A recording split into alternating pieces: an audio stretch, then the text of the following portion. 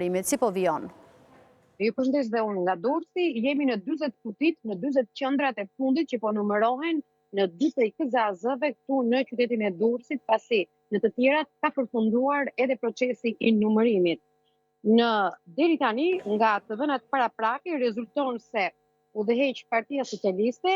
e Shqipërisë, e cila për Durrësin ka 51,97% të votave, Partia Demokratike Aleanca për Shqipërinë Madhështore 39,60% të votave, Partia Mundësia është e treta me 2,52% të votave,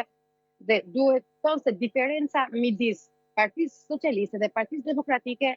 deri në këtë momente është afërsisht me 15.000 vota. Pavarësisht se diferenca është 15.000 vota, rezultati është i blinduar deri në këtë momente 8 mandate për Partinë Socialiste dhe 6 mandate për Partinë Demokratike. Surprizë deri tani është Bashkia e Krujës, ku është përfunduar procesi i numërimit dhe nga 94 qendra votimi ka rezultuar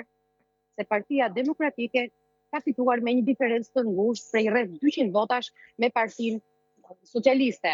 Është e vetmja nga 3 njësitë vendore, Bashkia e Krujës, ajo e cila ka vendosur hartën blu, ndërsa Bashkia e Shijakut, në Bashkinë e Shijakut, ku procesi u mbyll mbrëmjen e shkuar, ka fituar Partia Socialiste me diferencë votash ndaj Partisë Demokratike. Edhe në qytetin e Durrësit, në Bashkinë e Durrësit, ashtu siç e përmenda, janë 40 qendrat e votimit të cilat po numërohen dhe interesi në këto momente është vendosur kryesisht te kandidatët e listës së hapur, numërimi i votave për të cilëve ka shumë interes nga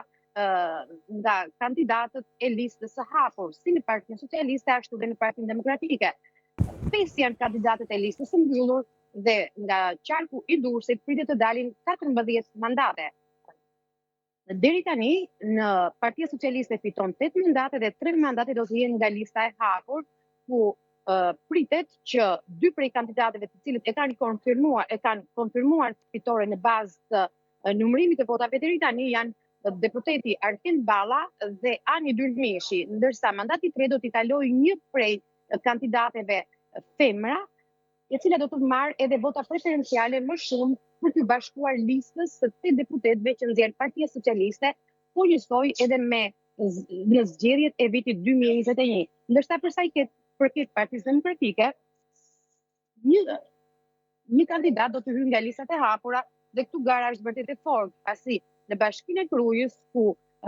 kandidati ka qenë Andja Ulliri, duket se Partia Demokratike ka fituar shumicën e votave në këtë bashkinë, në bazë të rezultatit final, Andja Ulliri presupozohet që do të jetë një kandidatë dhe rivale fort me ish prokurorin e Durrësit Ardian Doja, i cili aktualisht është në Durrës